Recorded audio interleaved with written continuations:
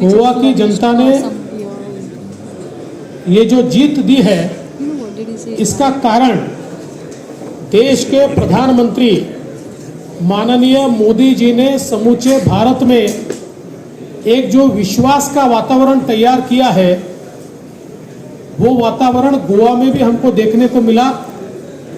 और साथ साथ डबल इंजन की जो सरकार पिछले 5 वर्ष काम कर रही थी, जिसमें गोवा का चित्र पूरे तरीके से बदला, एक आधुनिक गोवा का निर्माण होते हुए हमने देखा, इंफ्रास्ट्रक्चर के प्रोजेक्ट देखे और इसके साथ साथ ह्यूमन डेवलपमेंट की, सोशल सेक्टर की कई योजनाएं हमारी सरकार ने बहुत ही यशस्विता के साथ लोगों तक पहुंचाई।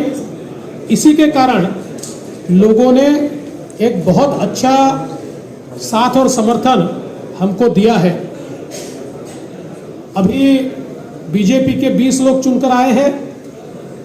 महाराष्ट्रवादी गोमांतक पार्टी ने पत्र देकर उसका समर्थन हमको दिया है। उनके 2 लोग हमारे साथ आएंगे। इसके साथ साथ 3 इंडिपेंडेंट्स, उन्होंने भी समर्थन दिया है, वो भी हमारे साथ आएंगे।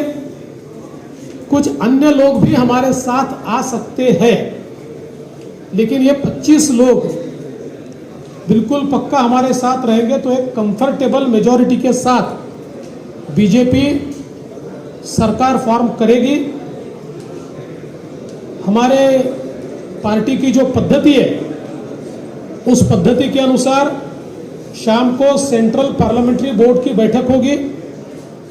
उस बैठक में चारों स्टेट के साथ साथ गोवा के लिए सेंट्रल ऑब्जर्वर नियुक्त होंगे। सेंट्रल ऑब्जर्वर गोवा में आएंगे। उसके बाद लेजिस्लेचर पार्टी की बैठक होकर उसके बाद ही हम हमारा क्लेम देने के लिए, सौंपने के लिए गवर्नर साहब के पास जाएंगे। तो अभी हमको भी कोई बहुत जल्दी नहीं है, क्योंकि कंफर्टेबल सरकार है, कोई दौड़ दौड़ के जाने की जरूरत नहीं है।